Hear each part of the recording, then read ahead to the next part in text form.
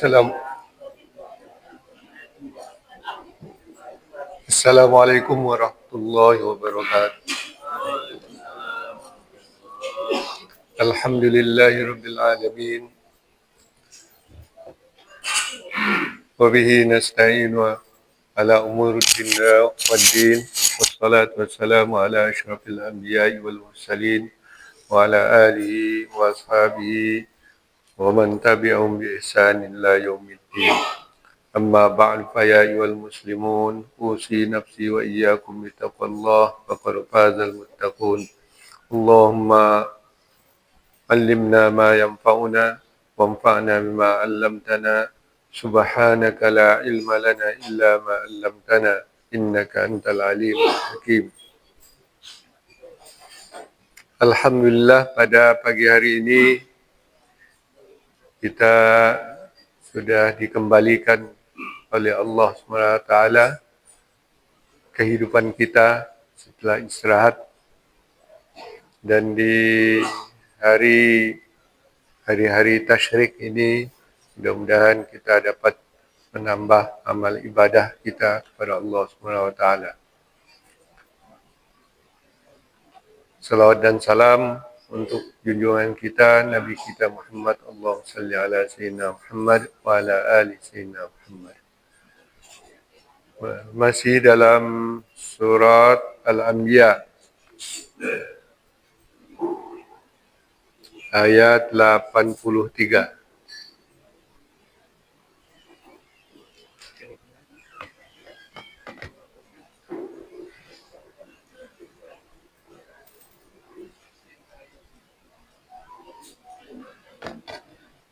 Ayat 83. A'udzu billahi minasyaitonir rajim. Bismillahirrahmanirrahim. Wa ayyuba iz nada rabbahu anni massani ad-durru wa anta arhamur rahimin. Dan Ayyub, dan ingatlah, sebutlah, jadi dalam kitab Ayyub, ketika Ayyub berdoa kepada Tuhannya, sesungguhnya aku telah ditimpa kemudaratan, penyakit, wa anta arhamur rahimin, dan engkau yang maha pengasih dari antara orang-orang yang pengasih. Fastajabna lahu fakashafna ma bihi min dhurrin wa atainahu ahlahu wa mislahum ma'ahum rahmatan min indina wa zikra lil abidin. Maka kami kabulkan doanya dan kami angkat segala penyakit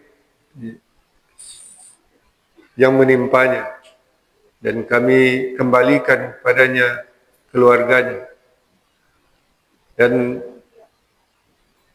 dilipatkan bagi mereka bersama mereka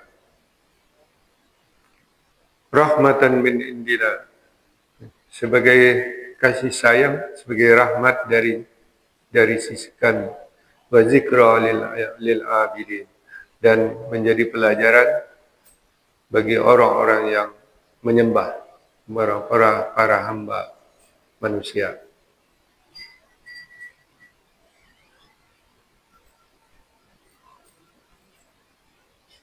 Jadi deretan para nabi yang disebutkan dalam surat Al-Anbiya ini berikutnya adalah Ayyub. Setelah menyebutkan Sulaiman, ya, Ayyub ini lebih dulu dari Sulaiman, ya, kalau masanya. Adalah seorang nabi dari keturunan Ishak. Itu Ayyub ibnu Mus, ibnu Razakh, ibnu Rum, ibnu Ais, ibnu Ishak. ibnu Ibrahim.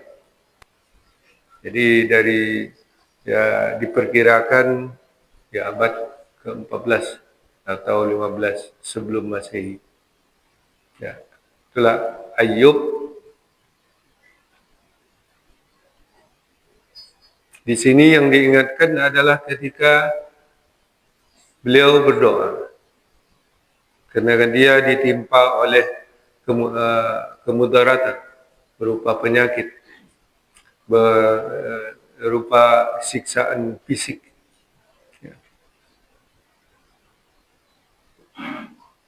Yang menjadi puncaknya.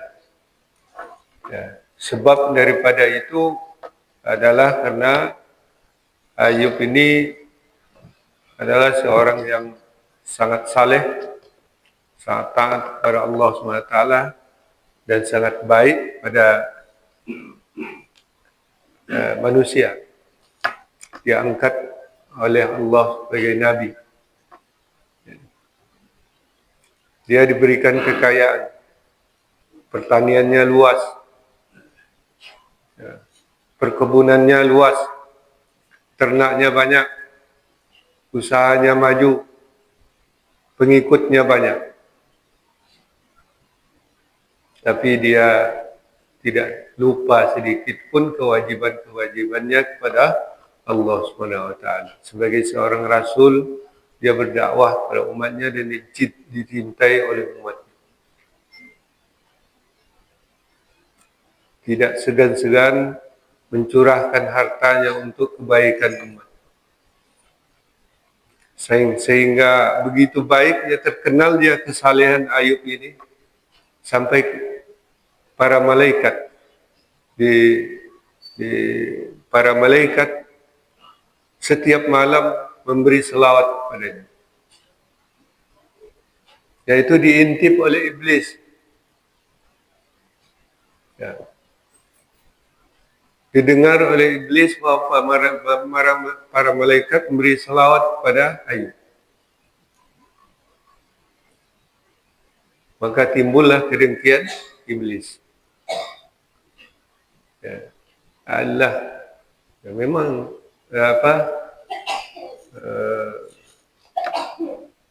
si Ayub itu taat. Cuma itu karena dia dibukakan pintu rahmat dari Tuhan. Coba kalau tidak, belum tentu dia setaat itu.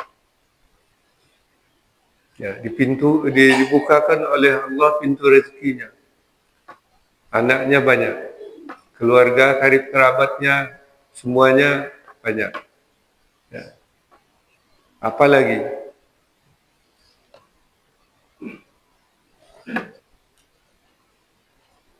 maka timbullah konspirasi dari para iblis setan untuk mencelakakan Ayub.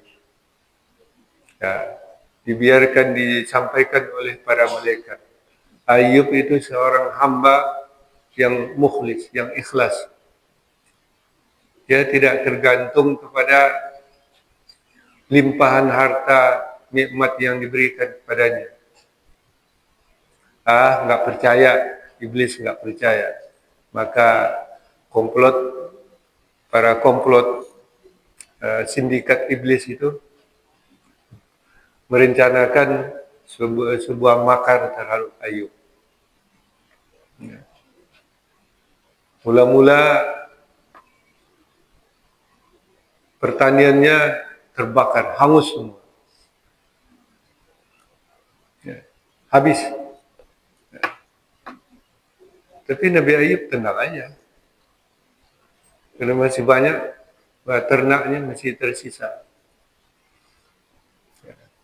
Kesalehannya, kebaikannya, ketaatannya kepada Allah tak berubah sedikit. Tambah iblisnya tambah para setannya itu tambah keiriannya tambah meningkat. Maka timbullah penyakit pada ternak-ternaknya. Seperti dulu, maka mati ya semua ternaknya. Tak ada satu tu pun yang diselamatkan. Ya. Tetapi walaupun demikian, Nabi Ayub alaihissalam tidak berubah ketaatan, tetap saja dia apa yang ada, ya, karena hartanya sudah habis, yang usahanya apanya sudah dimusnahkan, ya, dengan oleh sindikat para iblis itu. Jadi setan itu ada sindikatnya juga.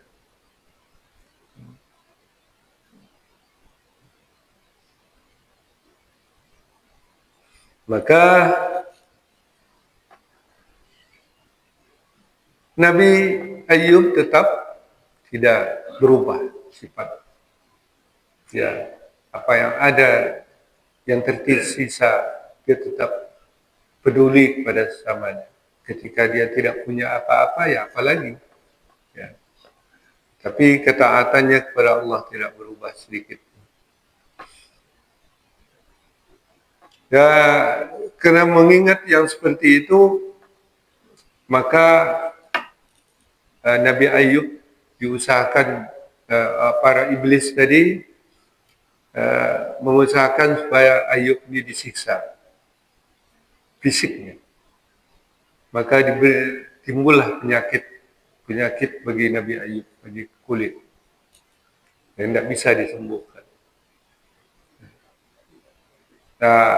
Dan berbau busuk juga, sehingga anak-anaknya juga lari.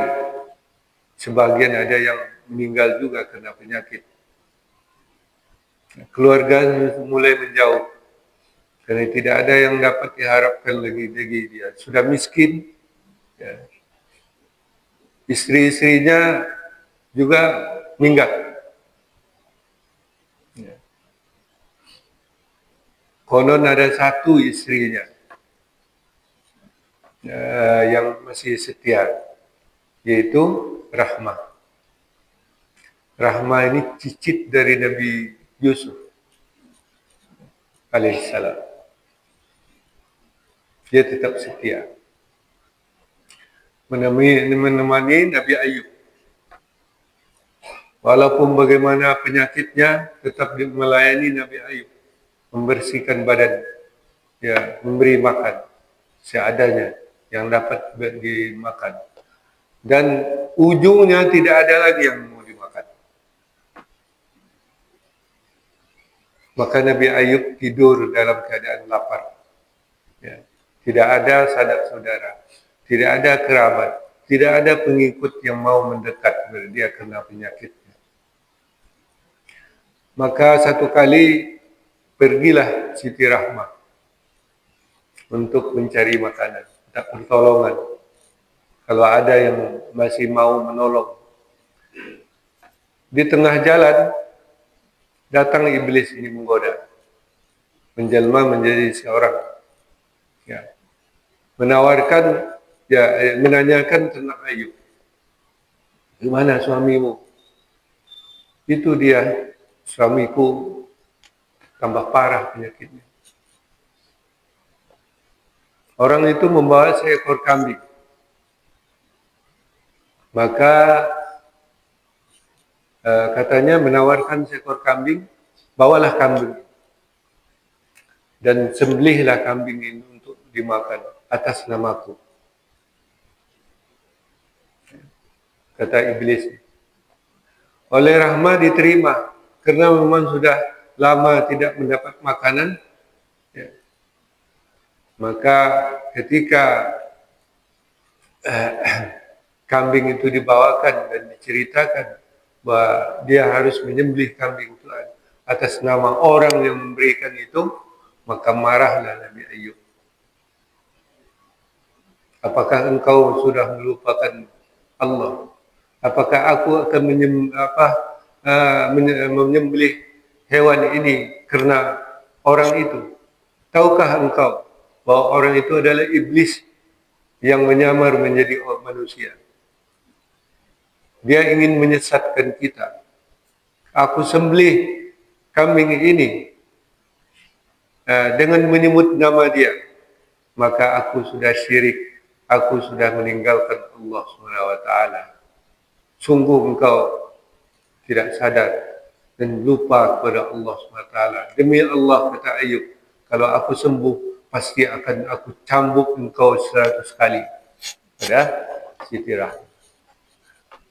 Jadi ketaatan Nabi Ayub tak berubah sedikit. Walaupun dia tidur dalam keadaan lapar, dia itulah, dia makamnya sudah makam para nabi. Dia tidak tergantung pada hal-hal yang duniawi ini. Ya. Gantungannya hanya satu, yaitu kepada Allah SWT. Hidup dia, sehat dia, apa artinya tidak penderitaan yang diterima dengan tegar, dengan sabar, ya, melawan apa yang diusahakan oleh para iblis itu. Ya.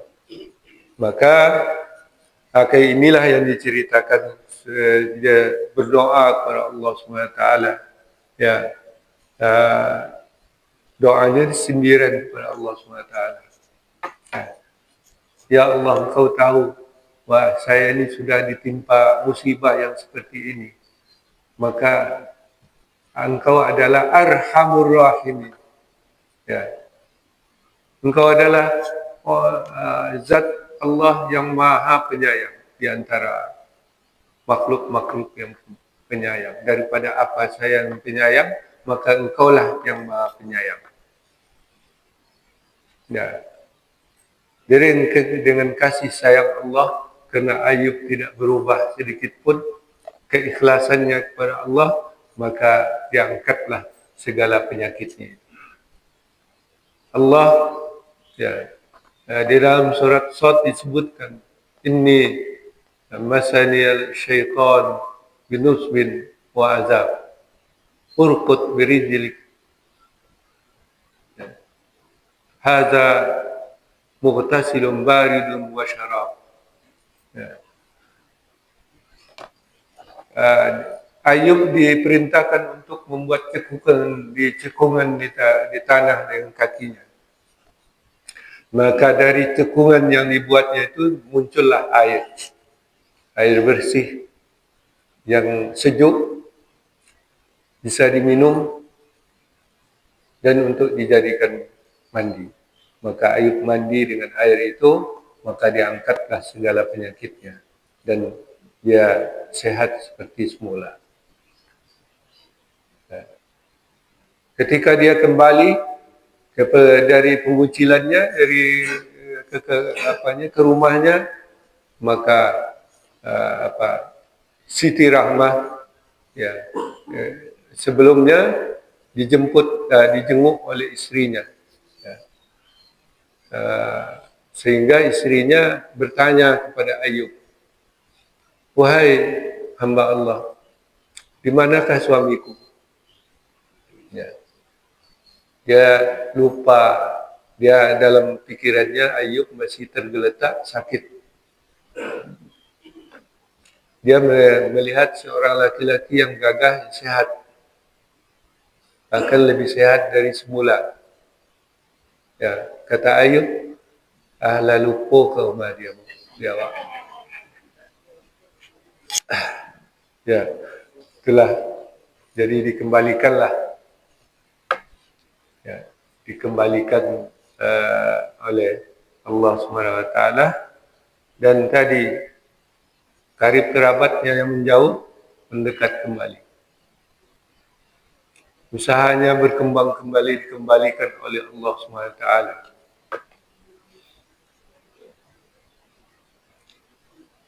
Wa ataina ahlahu, ya, kami kembalikan kepadanya keluarganya.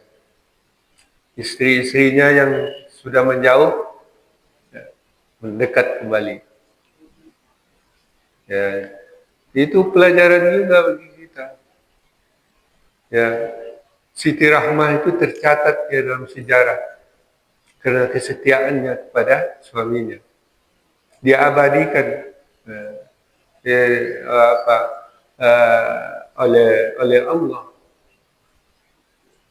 Khudh diksan apa? Khudh biyadika diksan fadrib bihi wala tahnas. Karena dia harus menunaikan sumpahnya kepada istrinya akan memukul mencambuk 100 kali, maka Allah uh, memerintahkan ambil aja lidi-lidi 100 biji. Ya. Maka pukulkanlah pada dia, maka cukup 100. Ya. Maka itulah hukuman dari Siti Rahmah yang goyah imannya, lupa kepada Allah, meninggalkan Allah SWT dengan menawarkan seekor kambing tadi. Maka lunaslah sumpah Ayub dengan memukul istrinya 100 kali dengan 100 lidi. Ya. Jadi memang begitulah sifat manusia. Kalaulah miskin, pada larilah sanak keluarga, bahkan anak. Tapi ketika kaya, maka orang mendekat. Maka jangan pelajaran yang di kisah Nabi Ayub ini yang diingatkan kepada kita. Ya. Dan sekarang banyak cuma orang-orang kalau sudah lupa kepada yang memberi nikmat itu. Beda dengan Nabi Ayub. Semakin banyak kekayaannya, semakin tunduk dia kepada Allah SWT. Ya. Ya, kalau kita, ya, gitu. Kata orang rumah lah bertingkir, mobil banyak lah berkilat-kilat, piti berlipet-lipet, ya. Bini sampai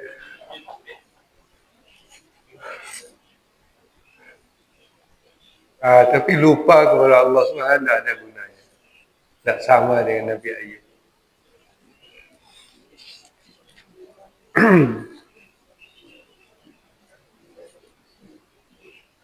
Mudah-mudahan ada pelajaran bagi kita.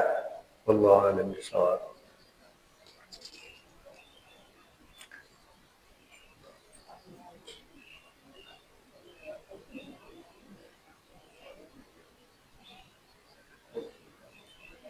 Ada yang ya.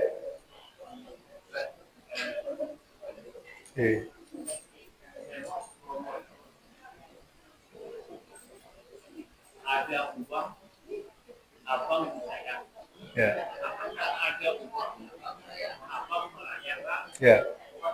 Itu promotornya Iblis. Ya. Pada kalau kita jadikan ayat ini masan yang buruk wa anta arhamur rahim. Dalam keadaan bagaimanapun penyakit yang diderita, penyakit itu tampaknya ujung-ujungnya tapi kan dia gara-gara iblis juga. Ya. Nah, bagaimana kalau ini ayat kita rutin kan pada sholat andi masalnya itu anda alhamdulillah andi masalnya itu anda semua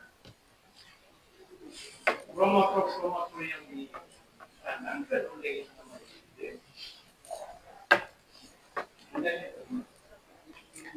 itu situasi perkembangan yang tadi tidak bisa dielakkan. Kalau kita jadi visual, kita campak semua orang, kembali ke semua malah lebih hebat lagi dia daripada yang sebulan. Iya, jadi ini doa bagus ketika kita mendapat musibah, penyakit, ya. Bagus baca. Tapi kalau kita aman-aman saja, enggak sesuai pula doa ini kan. Apa yang kita derita, apa ketika kita menderita, bagus doa ini. Jadi doa itu kan disesuaikan juga dengan keadaan.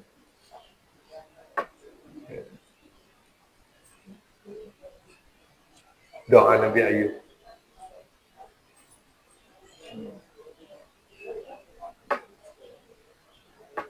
Ya itu. Nah, nah, nah.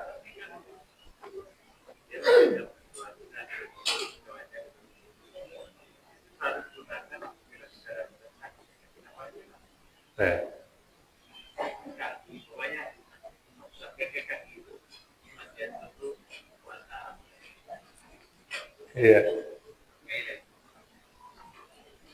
Ya bagus doa itu.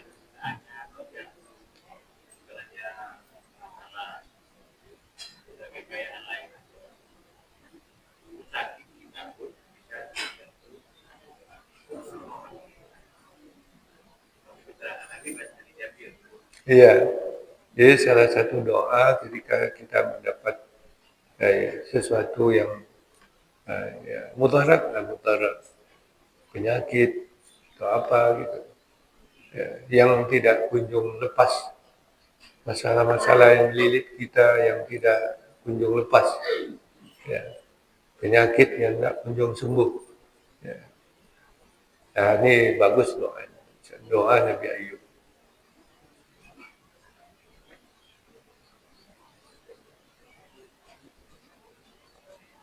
Ya.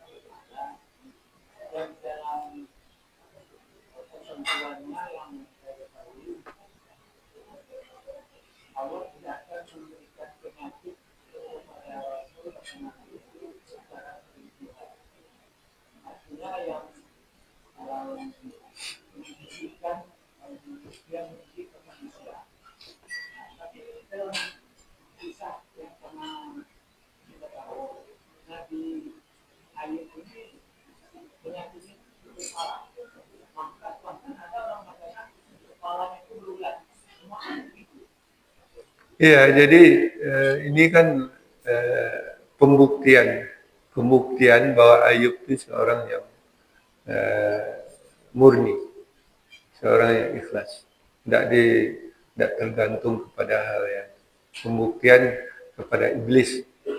Ya. Boleh ditantang oleh para malaikat, coba aja uji, seberapa berat pun ujian yang akan dia ya, tidak akan berubah.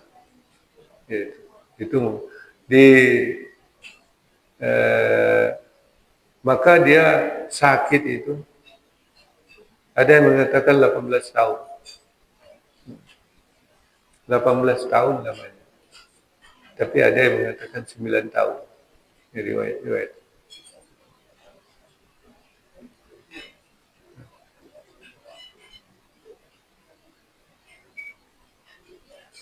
Jadi itu khas kepada Nabi Ayub. Itu termasuk juga ya, kesembuhan yang seperti itu juga termasuk mukjizat yang membuktikan kebenaran. Begitu dia mendapat air daripada cekungan yang dari kakinya, ya, timbulnya air itu adalah mukjizat. Ya, dan sembuhnya dia secara cepat itu adalah mukjizat. Karena itu tidak biasa. Tidak ada obat yang begitu diminum langsung sehat. Kecuali yang ada di TV atau di YouTube. Begitu dimakan langsung sehat. Tapi kalau realitasnya tidak ada. Ya, dalam alam nyata tidak ada. Nah, itulah mukjizat Nabi Ayub yang membuktikan kebenarannya, membuktikan keikhlasannya, dan membuktikan ketegaran dan kesabarannya sebagai seorang nabi. Maka pengikutnya bertambah banyak. Orang-orang yang beriman pada Ayub di zamannya itu bertambah banyak. Dan itu juga masuk dalam salah satu bab kitab dalam Perjanjian Lama. Namanya Yob.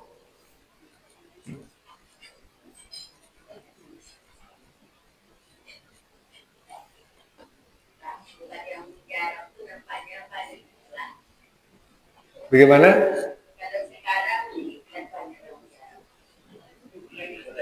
Iblis? Hah? Oh, iklan.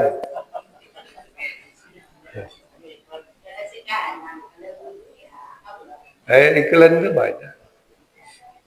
Kalau obat itu memujarab semua, nomor satu semua. Begitu dimakan langsung sembuh. Ya.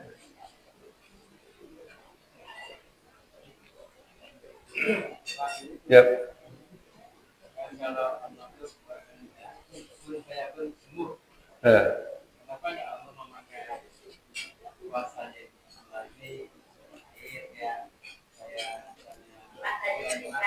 Ya.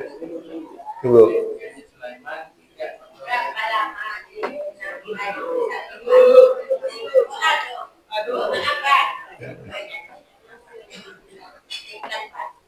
Ya.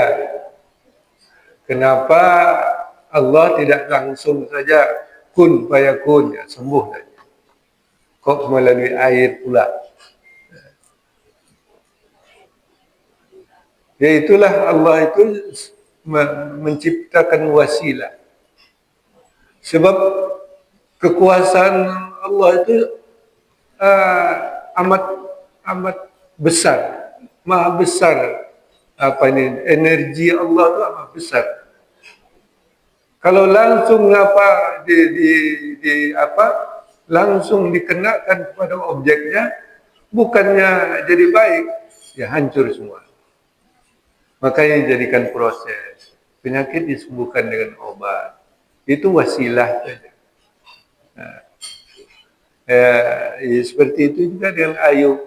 Didatangkan air, lalu dia mandi dengan air itu sembuh. Ya mungkin air itu sudah mengandung obat-obat. Kalau langsung dengan energi Allah langsung disembuhkan, bukannya sembuh, mungkin gosong atau hancur Nabi Ayub. Karena ya kalau kita membunuh nyamuk, kan sesuai dengan. Tapi kalau dijadikan palu kodam untuk bunuh nyamuk, kan tidak sesuai, tidak tahan. Nah gitulah kira-kira. Jadi Allah bisa saja, tentu bisa saja. Tapi itulah yang disebut hukum adi dari kebiasaan Allah. Karena tidak menggunakan energi langsung, kudrat atau kekuasaan Allah langsung kepada kita. Dijadikannya sebab. Sebab itu Allah juga yang menciptakannya. Ya. Kalau Maria minta makanan langsung. Ya, didatangkan oleh para malaikat.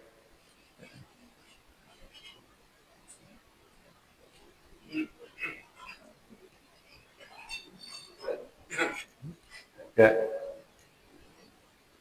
Dari beberapa kisah pada Nabi sebelumnya Nabi Ibrahim adalah ayat guna kalau kita lihat beberapa tafsir kita baca pada ayat juga Nabi Musa.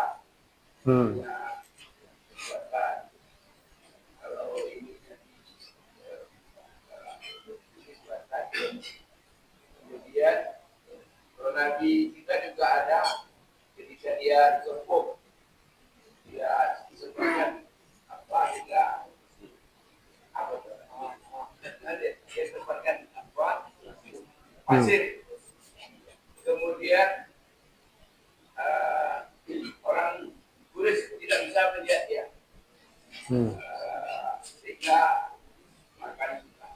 Kisah-kisah itu kadang-kadang menjadi apa? Waktu saya di kampung, kisah-kisah Nabi itu menjadi doa. Soalnya Nabi Musa itu dia buat. Kalau kita mau buat baca doanya. Kalau kita mau jadikan baca doa nanti ketika menyebarkan apa itu bacaan pasir. Kalau kita takut itu gunakan jam coba ada razia supaya jangan nampak baca doanya. Lewat gitu ya. Jadi kisah Nabi ini kalau kamu gabung awalnya dari ini. Ketika orang tua kan ngajar juga tuh. Kita kan agak alasan.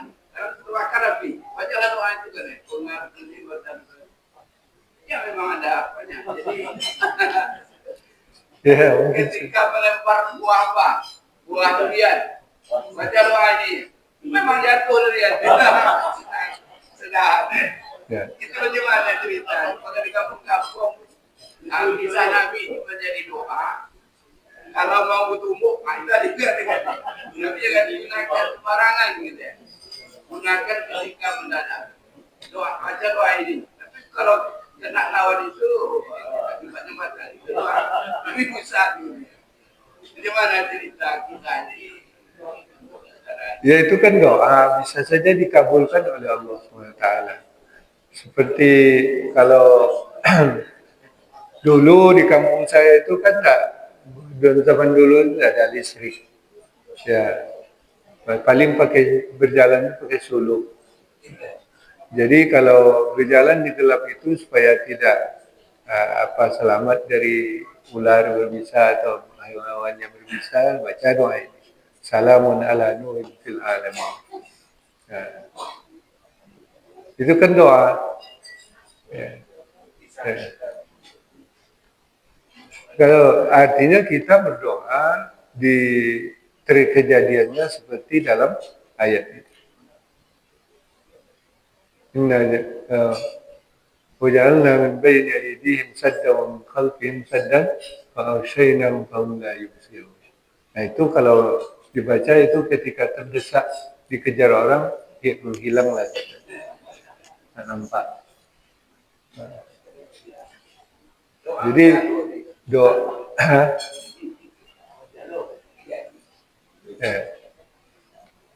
Jadi itu bisa dikabulkan oleh Allah SWT dan bisa juga tidak. Ya sesuatu yang boleh-boleh saja.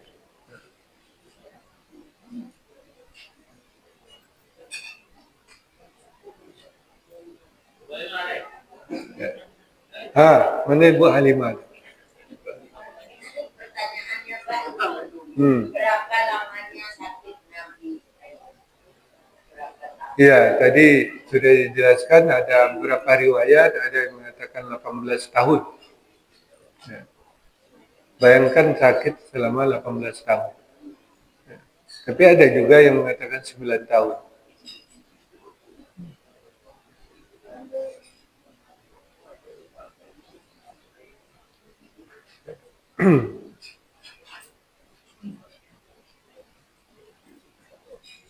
Jadi memang sampai ujian kepada Nabi Daud itu memang maksimal.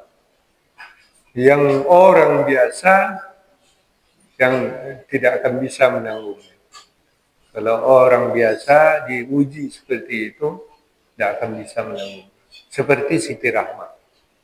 Ya, hanya menjaga suaminya dia sudah tidak sanggup. Ya.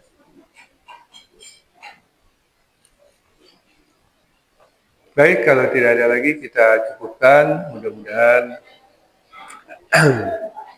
apa yang kita baca dari ayat-ayat ini memberikan pelajaran bagi kita dan diberikan kekuatan oleh Allah SWT untuk mengamalkannya. Amin ya rabbal alamin. Subhanallah wa bihamdika asyhadu an la ilaha illa anta astaghfiruka wa atubu ilaik. Wallahu waliyut taufiq wal hidayah wal afwu minkum. Wassalamu alaikum warahmatullahi wabarakatuh.